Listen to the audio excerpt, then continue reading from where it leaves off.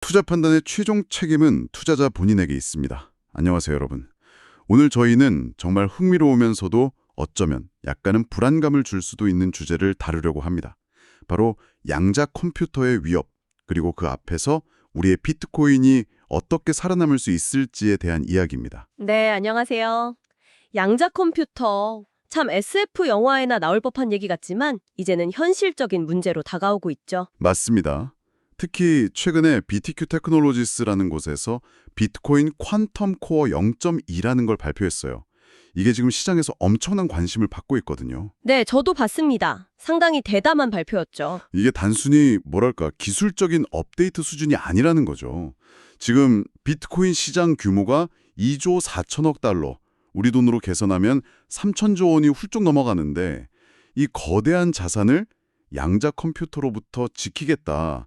이런 선언인 거잖아요. 그렇죠. 거의 암호화폐 역사에 어떤 전환점을 만들 수도 있는 그런 중요한 발표라고 봅니다. 규모 자체가 워낙 크니까요. 그래서 오늘 저희가 이걸 한번 제대로 파헤쳐 보려고 합니다. 그냥 새 기술 나왔네? 이게 아니라 이 BTQ의 발표가 기술적으로 또 경제적으로 그리고 더 나아가서 이 생태계 전체에 어떤 의미를 가지는지 좀 깊게 들여다볼 필요가 있을 것 같아요. 네, 좋은 접근입니다. 특히 양자 시대라는 새로운 환경에서 디지털 자산의 신뢰라는 게 어떻게 재편될 수 있는지 그런 근본적인 질문까지 던져볼 수 있을 것 같습니다. 좋습니다. 그럼 시작하기 전에 지금 현재 상황부터 좀 짚어주시죠. 지금 비트코인은 어떻게 보호되고 있고 양자 컴퓨터는 왜 위협이 되는 건가요? 네, 현재 비트코인은 대부분 ECDSA, 그러니까 타원 곡선 디지털 서명 알고리즘이라는 기술로 지켜지고 있습니다. 이게 뭐냐면 여러분이 비트코인을 거래할 때 쓰는 개인 키와 공개 키를 만드는 암호 기술이에요. 아, 그 개인 키, 공개 키요? 은행으로 치면 비밀번호랑 계좌번호 같은 거잖아요. 네, 비슷한 개념입니다. 공개 키는 계좌번호처럼 다른 사람에게 알려줘도 되지만 개인 키는 비밀번호처럼 나만 알고 있어야 하죠. 이 개인 키에 있어야만 내 비트코인을 쓸 수 있으니까요. 그런데 양자 컴퓨터가 이걸 깬다는 거죠. 네, 그게 문제입니다. 1994년에 피터 쇼어라는 수학자가 증명한 쇼어 알고리즘 때문인데요. 이게 뭐냐면 현재 우리가 쓰는 컴퓨터로는 풀기 매우 어려운 수학 문제, 특히 소인수분해나 이산 로그 문제 같은 것들을 양자 컴퓨터는 이론적으로 훨씬 빨리 풀 수 있다는 걸 보여줬어요. 소인수분해. 그게 왜 비트코인하고 상관이 있죠? 바로 그 ECDSA가 이상 로그 문제의 어려움에 기반하고 있기 때문입니다. 쇼어 알고리즘을 이용하면 공개 키 정보만 가지고도 개인 키를 역으로 계산해낼 가능성이 열리는 거예요. 잠깐만요. 그럼 공개 키, 그러니까 주소만 알면 개인 키, 열쇠를 알아낼 수 있다고요? 이론상으로는 그렇습니다. 충분히 강력한 양자 컴퓨터가 있다는요. 집 주소만 보고도 그 집 현관문 열쇠를 복제해버리는 거죠. 이건 비트코인뿐만 아니라 현재 인터넷 암호 시스템 대부분이 가진 잠재적 취약점입니다. 와, 생각만 해도 아찔한데요? 그럼 BTQ는 이걸 어떻게 해결하겠다는 건가요? ECDSA를 버리고 다른 걸 쓰자는 거겠죠? 바로 그렇습니다.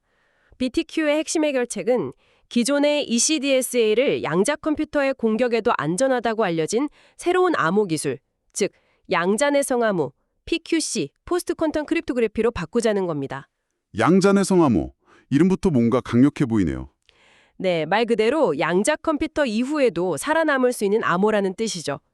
BTQ가 선택한 구체적인 기술은 MLDSA라는 건데요. 모듈 레티스 디지털 시그니처 알고리즘의 약자입니다. MLDSA. 이건 또 뭔가요? ECDSA랑은 뭐가 다른 거죠? 가장 큰 차이는 기반하는 수학 문제의 종류입니다. ECDSA가 이산로그 문제에 기반했다면 MLDSA는 격자라는 수학적 구조 안에서의 어려운 문제에 기반하고 있어요. 격자요. 그 바둑판 같은 건가요? 뭐 그런 비슷한 이미지로 생각하셔도 되는데 실제로는 훨씬 더 복잡한 다차원 구조입니다. 수많은 점들이 막 얽혀있는 복잡한 공간에서 특정 지점을 찾거나 가장 가까운 점을 찾는 그런 문제들이라고 생각하시면 돼요. 중요한 건 현재까지 알려진 바로는 쇼어 알고리즘 같은 양자 알고리즘으로도 이 격자 기반 문제들을 효율적으로 풀 방법이 없다는 겁니다. 아하. 그러니까 양자 컴퓨터가 잘 푸는 문제 유형, 소인수분해, 이산 로그를 피해서 양자 컴퓨터도 풀기 어려워하는 새로운 종류의 문제, 격자 문제를 기반으로 암호를 만들었다. 이런 거군요. 네, 정확합니다. 그래서 양자 컴퓨터의 공격에도 안전할 것으로 기대되는 거죠. 그리고 이 MLDSA는 그냥 BTQ가 만든 게 아니라 미국 국립표준기술연구소, NIST라고 하죠. 여기서 수년간 전 세계 암호학자들과 함께 공개적인 경쟁과 검증을 거쳐서 차세대 표준으로 선정한 여러 PQC 알고리즘 중 하나예요. FIPS 204라는 공식 표준으로 지정됐어요. 아, NIST 표준이라면 공신력이 상당하겠네요. 정부나 기업들도 믿고 쓸 수 있겠고요. 그렇죠. 표준이라는 게 그래서 중요합니다. 보안에서는 특히 더 그렇고요. 그럼 이제 ECDSA 대신 MLDSA로 바꾸면 양자 위협은 끝나는 건가요? 문제가 해결된 거네요? 그게 그렇게 간단하면 정말 좋겠는데 여기서 또 다른 기술적인 난관에 부딪힙니다. 또요? 이번엔 뭔가요? 이 새로운 양자 내성암호 MLDSA 같은 PQC 기술들의 서명 시그니처 데이터 크기가 기존 ECDSA보다 훨씬 큽니다. 몇 배에서 많게는 수십 배까지도 커질 수 있어요. 서명 크기가 커진다. 그게 왜 문제죠? 그냥 용량이 좀 늘어나는 거 아닌가요? 비트코인에서는 그게 큰 문제입니다. 비트코인은 블록체인에 기록되는 데이터 양을 제한하기 위해서 블록 하나당 크기를 1MB로 엄격하게 제한하고 있거든요. 아, 맞다. 1MB 블록 크기 제한이 있었죠? 네, 그런데 이 작은 1MB 블록 안에 훨씬 커진 PQC 서명을 담으려고 하면 한 블록에 담을 수 있는 거래, 트랜잭션 수가 급격하게 줄어들게 됩니다. 심하면 거의 사용하기 어려울 정도로요. 아, 그러니까 보안은 강화했는데 정작 그 강화된 보안 서명을 담을 공간이 부족해서 거래 처리가 거의 불가능해진다. 딜레마네요. 그렇죠. 안전해졌는데 쓸 수가 없게 되는 상황인 거죠. 그래서 BTQ가 여기서 아주 과감한 결정을 내립니다. 어떤 결정인가요? 바로 비트코인의 블록 크기를 현재 1MB에서 64MB, 그러니까 64배로 대폭 늘리겠다는 겁니다. 64배요? 와, 1메가에서 64메가로. 엄청난 변경인데요. 네, 정말 파격적인 제안이죠. 기술적으로는 PQC 서명을 수용하기 위해 불가피한 선택이었을 겁니다. 커진 서명을 담으려면 블록 크기를 키우는 게 가장 직접적인 방법이니까요. 그런데 제가 알기로 이 블록 크기 문제는 비트코인 커뮤니티에서 정말 예민한 주제잖아요. 예전에 이걸로 엄청나게 싸우고 결국 비트코인이 쪼개지기까지 했었죠. 소위 블록 크기 전쟁, 블록 사이즈 워라고 불렀던. 정확히 기억하고 계시네요. 맞습니다. 비트코인 역사상 가장 격렬했던 논쟁 중 하나였고 비트코인 캐시, BCH 같은 하드포크를 낳기도 했죠. 블록 크기를 키우면 처리 속도는 빨라지지만 노드 운영 부담이 커져서 탈중앙성이 훼손될 수 있다는 우려 때문이었어요. 그런데 BTOQ가 그 논란의 중심에 있는 블록 크기를 건드리겠다. 그것도 64배나요? 이건 정말 커뮤니티에서 엄청난 반발이 있을 수도 있겠는데요. 충분히 그럴 수 있습니다. 그래서 BTQ의 이 결정은 단순히 기술적 필요성을 넘어서 양자 위협이라는 거대한 문제 앞에서는 과거의 논쟁을 뛰어넘어 비트코인의 근본적인 아키텍처까지 변경할 준비가 되어 있다는 아주 강력한 의지를 보여주는 거라고 해석할 수 있습니다. 생존을 위해서는 과거의 합의도 바꿀 수 있다. 뭐 이런 메시지일 수도 있겠군요. 그렇죠. 물론 이게 실제로 받아들여질지는 미지수입니다. 비트코인은 누구 한 명이 결정하는 시스템이 아니니까요. 커뮤니티 전체의 합의를 어떻게 이끌어낼 것인가. 이게 기술적인 문제만 틈이나 어쩌면 더 큰 도전 과제가 될 겁니다. 네. 기술적인 부분만 해도 벌써 이렇게 복잡한데 거버넌스 문제까지. 정말 쉽지 않은 여정이겠네요. 그런데 이런 큰 변화를 감수하면서까지 지금 당장 PQC로 전환해야 하는 이유가 뭘까요? 양자 컴퓨터가 실제로 비트코인을 위협할 만큼 강력해지려면 아직 시간이 좀 걸리는 거 아닌가요? 그 질문이 바로 양자 위협의 시급성을 이해하는 핵심입니다. 많은 사람들이 아직 먼 미래의 일이라고 생각하지만 사실은 그렇지 않을 수 있다는 거죠. 여기서 HNDL, Harvest Now, Decrypt Later, 즉 지금 수집해서 나중에 해독한다는 개념이 중요해집니다. HNDL, Harvest Now, Decrypt Later. 지금 수확해서 나중에 해독한다라. 이게 무슨 뜻인가요? 말 그대로입니다. 공격자들은 지금 당장 암호를 풀 수 있는 강력한 양자 컴퓨터가 없어도 괜찮아요. 대신 현재 인터넷을 통해 오가는 모든 암호화된 데이터를 그냥 무차별적으로 수집해서 저장해두는 겁니다. 데이터를 그냥 저장만 해둔다고요? 네, 하드디스크 가격은 계속 싸지고 있으니까요. 테라바이트, 페타바이트급 데이터를 저장하는 건 국가 수준의 행위자나 큰 범죄 조직에게는 어려운 일이 아니죠. 그렇게 일단 지금의 암호화된 블록체인 데이터나 통신 내용을 싹 긁어 모으는 겁니다. 그리고 나서요? 그러다가 미래에 5년 뒤든 10년 뒤든 20년 뒤든 마침내 강력한 양자 컴퓨터가 개발되면 그때 저장해놨던 과거의 데이터를 꺼내서 해독하는 거죠. 와, 그럼 지금은 안전하다고 생각하는 내 개인정보나 금융거래 기록 같은 것들이 미래의 어느 시점인가 그냥 다 꺼발려질 수도 있다는 거네요. 바로 그겁니다. 이게 HNDL 공격의 무서운 점이죠. 당장의 위협은 아니지만 미래에 발생할 과거 데이터에 대한 공격인 셈입니다. 마치 미래 해커가 타임머신을 타고 와서 현재의 비밀을 훔쳐보는 것과 비슷하다고 할까요? 비트코인 맥락에서 보면 이건 어떤 위험을 의미하나요? 과거 거래 기록을 해독해서 뭘 할 수 있죠? 프라이버시 침해는 기본이고요. 더 심각한 건 자산 탈취 가능성입니다. BTQ 보고서에 따르면 약 665만 개의 비트코인이 이미 HNDL 공격의 잠재적 표적이 될 수 있다고 합니다. 665만 개요? 전체 비트코인의 거의 3분의 1에 가까운 양 아닌가요? 네, 상당한 양이죠. 이게 왜 위험하냐면 과거 비트코인 거래 중에는 P2PK 방식처럼 공개키 자체가 블록체인에 직접 기록된 경우가 많았습니다. 또는 주소를 재사용하면서 공개키가 노출된 경우도 있고요. 아, 예전 방식 거래나 주소 재사용 때문에 공개키가 노출됐다. 그럼 슈어 알고리즘으로 그 공개키에서 개인키를 알아낼 수 있으니까. 그렇죠. 미래에 양자 컴퓨터가 나오면 HNDL로 수집해둔 과거 블록체인 데이터에서 이 노출된 공개 키들을 찾아서 개인 키를 계산하고 그 주소에 아직 남아있는 비트코인을 탈취할 수 있다는 겁니다. BTQ는 심지어 비트코인 창시자 사토시 나카모토가 보유한 것으로 추정되는 초기 채굴 비트코인 약 100만 개도 이 위험에 노출되어 있다고 지적합니다. 사토시 코인까죠. 그럼 현재 가치로 따지면 수백조 원 어치의 비트코인이 미래에 도난당할 위험에 처해 있다는 거네요. 이거 정말 심각한 문제인데요. 네, HNDL만으로도 충분히 심각한 위협입니다. 그런데 사실 더 즉각적이고 어쩌면 더 파괴적인 위협 시나리오도 존재합니다. 더 심각한 게 또 있다고요? 네, 바로 mempool 단계에서의 공격 가능성입니다. mempool이요? 그럼 뭔가요? 비트코인 거래는 사용자가 전송 버튼을 누른다고 바로 블록체인에 기록되는 게 아닙니다. 먼저 mempool이라는 뭐랄까 거래 대기열 같은 곳에 잠시 머물게 돼요. 채굴자들이 이 mempool에서 거래들을 가져다가 블럭에 포함시키고 그 블럭에 채굴되어야 비로소 거래가 확정되는 거죠. 아, 그럼 거래가 확정되기 전에 잠깐 대기하는 공간이군요.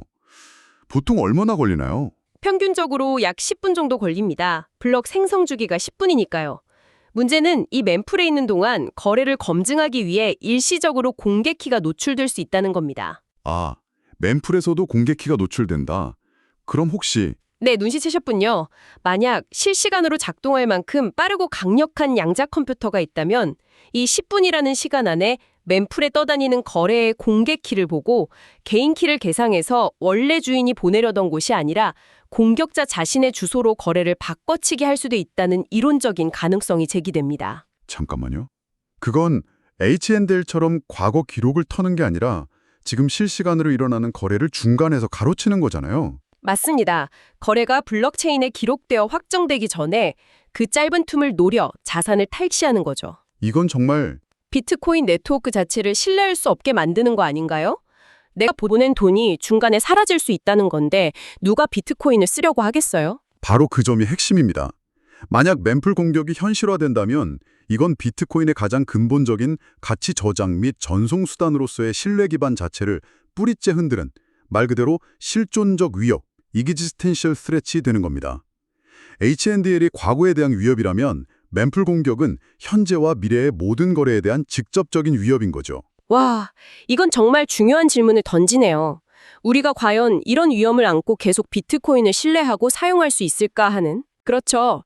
그래서 BTQ가 BTQMS 도입과 블럭 크기 확장 같은 급진적인 제안까지 하면서 지금 당장 행동해야 한다고 주장하는 배경에는 이런 H&DL과 mem풀 공격이라는 구체적인 위협 시나리오가 있는 겁니다. 이건 더 이상 먼 미래의 이론이 아니라 대비하지 않으면 2조 4천억 달러 시장 전체가 한순간에 붕괴될 수도 있는 현실적인 위험이라는 거죠. 듣고 보니 BTQ의 비트코인 퀀텀 프로젝트가 단순한 기술 업그레이드가 아니라 정말 시장 붕괴를 막기 위한 어떤 절박한 생존 전략처럼 느껴집니다. 특히 요즘 비트코인 ETF 승인되고 하면서 기관 투자자들이 많이 들어왔는데 이런 기관들 입장에서는 양자 보안 문제가 정말 심각하게 다가오겠는데요? 네, 그렇습니다. 개인 투자자들도 물론 중요하지만 특히 거액의 자금을 운용하는 기관 투자자들에게는 보안과 안정성이 최우선 고려 사항이거든요. 막연하게 양자 컴퓨터가 위협이라던데 라고 알고 있던 것과 BTQ처럼 구체적인 솔루션, MLDS, 문제점, 서명 크기, 해결책, 블록 크기 확장, 그리고 H&DL과 mem풀이라는 명확한 위협 시나리오까지 제시하는 것은 받아들이는 무게감이 완전히 다릅니다. 그렇죠. 위험이 구체화되면 대응도 구체화되어야 하니까요. 네. BTQ의 발표는 기관들에게 양자 보안이 정말 현실적인 문제구나. 그리고 해결책도 있구나. 그럼 우리는 이걸 고려해야겠네. 라는 생각을 심어주는 아주 중요한 계기가 될 겁니다. 앞으로 기관들이 디지털 자산에 투자할 때 이 자산은 양자 내성을 갖추었는가 하는 점이 중요한 실사, 듀딜리전스 항목 중 하나로 자리 잡을 가능성이 매우 높습니다. 어쩌면 BTQ의 이런 움직임이 비트코인뿐만 아니라 다른 암호화폐들에게도 영향을 미쳐서 전체 디지털 자산 시장의 투자 기준 자체를 바꾸는 촉매제가 될 수도 있겠네요.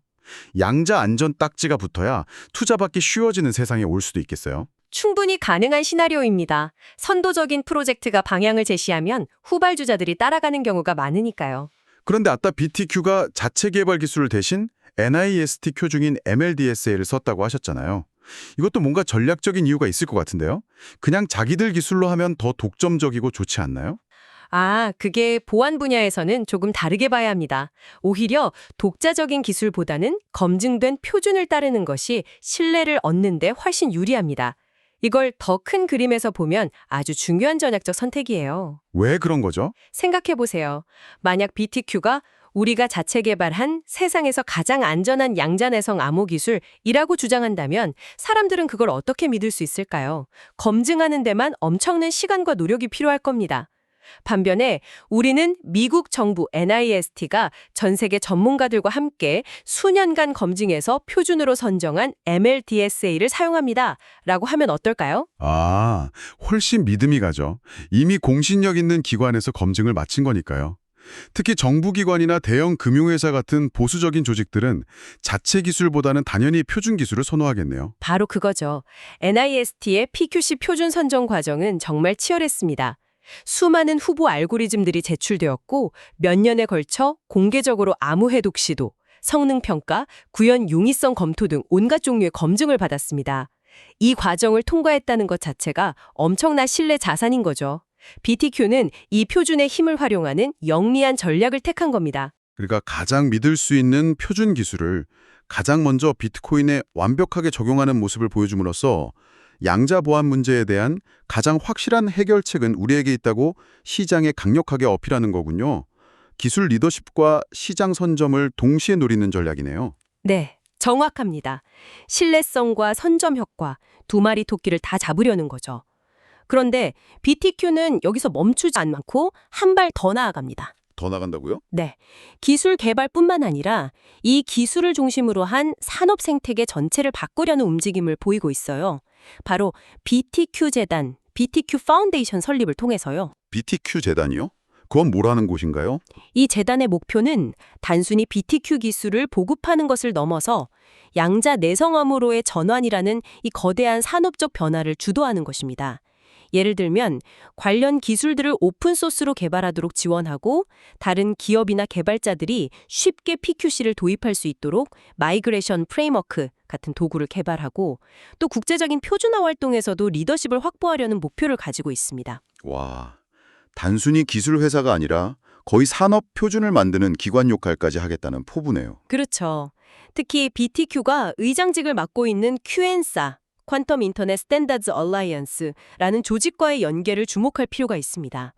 이 큐엔사는 양자 인터넷 시대의 통신 및 보안 표준을 만들려는 국제적인 연합체인데요. BTQ가 여기서 주도적인 역할을 하면서 자신들의 기술, 특히 비트코인 퀀텀 코어에서 구현된 PQC 기술들을 사실상의 글로벌 표준으로 만들려는 장기적인 그림을 그리고 있는 것으로 보입니다. 아, 그러니까는 비트코인이라는 상징적인 플랫폼에서 먼저 성공 사례를 만들고 그걸 기반으로 콰인사 같은 표준화 기구를 통해 다른 모든 분야로 확산시키려는 전략. 정말 큰 그림인데요. 네, 단순히 개들 기업의 솔루션을 파는 수준이 아니라 업계 전체의 안전한 전환을 위한 거버넌스 구조 자체를 만들려는 시도라고 평가할 수 있습니다. 상당히 야심찬 계획이죠. 표준 기반의 소프트웨어 전략도 인상적인데 이게 다가 아니라고 들었습니다. 하드웨어 쪽에서도 뭔가 준비하고 있다면서요. 레디컬 세미컨덕터라는 회사를 인수해서 얻은 CHS 기술. 이건 뭔가요? 소프트웨어만으로는 부족한가요? 네, CHS 기술도 BTQ 전략의 중요한 한 축입니다. CHS는 크립토그래피컬리 에지얼 시큐어 하드웨어의 약자인데요. 말 그대로 암호 연산을 빠르고 안전하게 처리하기 위해 특별히 설계된 하드웨어 칩입니다. 암호 연산 전용 하드웨어? 왜 이게 필요한 거죠? 그냥 소프트웨어로 처리하면 안 되나요? 앞서 PQC 서명 크기가 기존보다 훨씬 크다고 말씀드렸죠. 네, 그래서 블록 크기를 늘려야 했고요. 그 커진 서명을 생성하고 검증하는 연산 자체도 기존 ECDSA보다 훨씬 복잡하고 계산량이 많습니다. 이걸 일반적인 CPU를 사용하는 소프트웨어로만 처리하려고 하면 속도가 상당히 느려질 수 있어요. 아, 연산 속도 문제군요. 네, 특히 비트코인 네트워크는 전 세계 수많은 노드들이 참여하고 거래소 같은 곳에서는 초당 엄청난 수의 거래를 처리해야 하잖아요. PQC 도입 때문에 거래 처리 속도가 막 몇 배씩 느려진다면 현실적으로 사용하기 어렵겠죠. 그렇죠. 아무리 안전해도 너무 느리면 쓸 수가 없으니까요. 바로 이 문제를 해결하는 게 케이스 하드웨어의 역할입니다. 이 칩은 PQC 연산에 최적화되어 있어서 하드웨어 가속을 통해 이 연산을 엄청나게 빠르게 처리할 수 있습니다. BTQ 주장에 따르면 초당 최대 100만 건의 PQC 서명 관련 연산을 처리할 수 있다고 해요. 초당 100만 건이요? 와, 엄청난 속도인데요? 네, 이 정도면 대규모 금융 시스템이나 거래소 환경에서도 PQC를 도입했을 때 발생할 수 있는 성능 저하 문제를 충분히 해결하고도 남는 수준입니다. 즉, PQC 도입을 현실적인 수준에서 가능하게 만드는 핵심 기술 중 하나라고 볼 수 있죠. 소프트웨어 MLDSA 표준과 하드웨어 캐시 가속을 모두 갖춰야 비로소 실제 환경에 적용 가능한 완성된 솔루션이 되는 셈입니다. 소프트웨어와 하드웨어, 양날개를 다 갖춘 접근 방식이네요. 이런 걸 보면 BTQ가 정말 진지하게 이 문제를 해결하려고 한다는 생각이 듭니다. 그렇습니다. 단순히 이론적인 제안에 그치는 게 아니라 실제 구현과 운영에 필요한 요소들까지 깊이 고민하고 준비했다는 인상을 주죠. 여기에 더해서 구체적인 상용화 로드맵까지 내놨잖아요. 2025년 4분기에 테스트넷을 열고 2026년 1분기에는 기업 대상 파일럿 프로그램을 시작하고 2026년 2분기에는 메인넷을 론칭하겠다. 이런 타임라인을 보면 이게 그냥 언젠가 되겠지 하는 막연한 계획이 아니라 실제 시장 도입에 대한 강한 자신감을 보여주는 것 같아요. 맞습니다. 이 구체적인 로드맵은 시장에 매우 중요한 시그널을 줍니다. 특히 잠재적인 파트너사들, 예를 들어 비트코인 거래소나 지갑 서비스 업체 또는 비트코인 관련 상품을 취급하려는 기관 투자자들 입장에서는 언제 어떻게 준비해야 할지에 대한 명확한 가이드라인이 생긴 셈입니다. 아, 그렇죠. BTQ가 2026년 2분기에 메인넷을 한다는데 우리도 그 전에 PQC 지원 준비를 해야 하지 않을까? 이런 생각을 하게 만들겠네요. 막연한 불안감 대신 구체적인 행동 계획을 세울 수 있게 되는 거죠. 네, 언젠가는 양자내성으로 가야 한다는 막연함이 BTQ 로드맵에 맞춰 2026년까지는 우리 시스템도 준비해야 한다는 구체적인 목표로 바뀌게 되는 겁니다. 이게 생태계 전체의 변화를 이끌어내는데 아주 효과적인 방법이죠. 실제로 BTQ가 이런 로드맵을 뒷받침할 만한 성과를 보여준 게 있나요? 네, 있습니다. BTQ는 이미 한국의 다날, 그리고 핀테크 기업 핑거 등과 협력해서 양자 보안 스테이블 코인 네트워크, QSSN, 퀀텀 세큐어 스테이블 코인 네트워크라는 프로젝트를 진행해 왔습니다. 여기서 자신들의 PQC 기술과 캐시 하드웨어 기술을 실제 금융 관련 인프라에 적용해 보면서 그 가능성과 안정성을 검증하는 작업을 해왔죠. 아, 이미 한국 기업들과 실증 사업 같은 걸 하고 있었군요. 네, 이런 실질적인 레퍼런스가 있기 때문에 BTQ의 로드맵이 단순한 희망사항이 아니라 실제 경험과 데이터를 바탕으로 한 계획이라는 신뢰를 더 높여주는 측면이 있습니다. 우리는 이미 해봤고 할 수 있다는 자신감을 보여주는 거죠. 자, 그럼 오늘 나눈 이야기들을 한번 종합해 보겠습니다. BTQ의 비트코인 퀀텀 프로젝트는 첫째, 양자 컴퓨터라는 피할 수 없는 위협 앞에서 비트코인이 생존하기 위한 구체적인 청사진을 제시했다. 둘째, 그 방법으로 독자 기술이 아닌 NSIST 표준, MLDSA를 채택해 신뢰성을 확보했다. 셋째, HNDL과 멤플 공격이라는 실존적 위협에 대한 명확한 문제의식과 해결책, PQC 플러스 블록 크기 확장을 내놨다. 넷째, BTQ 재단과 Q&A사 연계를 통해 기술 개발을 넘어 생태계 전체의 전환과 표준화를 주도하려는 큰 그림을 그리고 있다. 다섯째, 소프트웨어뿐 아니라 캐시-H라는 하드웨어 가속 기술까지 확보해 실제 구현의 성능 문제까지 고려했다. 여섯째, 구체적인 로드맵과 실증 사례를 통해 시장의 행동 변화를 유도하고 있다. 와, 정말 다각적이고 체계적인 접근인데요. 네, 맞습니다. 여러 측면에서 상당히 깊이 고민하고 준비했다는 것을 알 수 있죠? 단순한 아이디어 발표가 아니라 실행 계획까지 갖춘 종합적인 전략이라고 평가할 수 있습니다. 정말 거대한 변화의 시작처럼 느껴지는데 물론 이게 다 성공적으로 진행될 거라고 장담할 수는 없겠죠. 앞으로 넘어야 할 산도 많을 것 같습니다. 물론입니다. 장밋빛 전망만 있는 것은 절대 아니죠. 넘어야 할 산이 아주 높고 험난합니다. 가장 큰 어려움은 뭘까요? 역시 가장 큰 도전 과제는 커뮤니티 합의입니다. 비트코인은 아시다시피 중앙 운영 주체가 없는 탈중앙화된 네트워크잖아요. 이런 근본적인 구조 변경, 특히 논란 많은 블록 크기 변경 같은 사안은 전체 참여자들의 광범위한 동의가 있어야만 가능합니다. 그쵸. 아무리 기술적으로 뛰어나도 사람들이 동의하지 않으면 소용없으니까요. 과거 블록 크기 전쟁 때처럼 또다시 격렬한 논쟁과 분열이 일어날 수도 있겠네요. 네, 그럴 가능성이 매우 높습니다. BTQ가 아무리 설득력 있는 논리를 제시한다고 해도 기존의 비트코인 철학이나 이해관계와 충돌하는 지점들이 분명히 있을 겁니다. 이 합의를 이끌어내는 과정 자체가 엄청난 진통을 수반할 수 있어요. 기술적인 문제 말고도 또 어떤 어려움이 있을까요? 실제로 이 업그레이드를 전 세계적으로 동시에 진행하는 것 자체가 엄청난 조율 작업을 필요로 합니다. 생각해보세요. 전 세계에 흩어져 있는 수만 개의 비트코인 노드 운영자들, 수백 개의 암호화폐 거래소들, 수많은 종류의 개인 지갑 소프트웨어 개발사들. 이 모든 참여자들이 정해진 시점에 맞춰서 동시에 새로운 시스템으로 업그레이드를 해야 합니다. 와, 생각만 해도 머리가 아프네요. 마치 전 세계 모든 컴퓨터 운영체제를 하루아침에 바꾸는 것만큼이나 어려운 일 아닐까요? 그렇죠.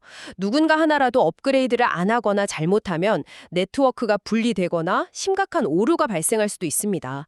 이 전환 과정을 기술적으로 완벽하게 설계하고 또 모든 참여자들을 설득하고 교육해서 매끄럽게 진행시키는 것, 이것도 엄청난 도전입니다. 네, 기술적 완성도, 커뮤니티 합의, 그리고 전 세계적인 업그레이드 실행, 이 세 가지 큰 허들을 모두 넘어야 비로소 BTQ의 비전이 현실이 될 수 있겠군요. 맞습니다. 어느 하나 쉬운 것이 없죠. 그럼에도 불구하고 저는 BTQ의 이번 발표가 가지는 역사적인 의미는 분명히 있다고 생각합니다.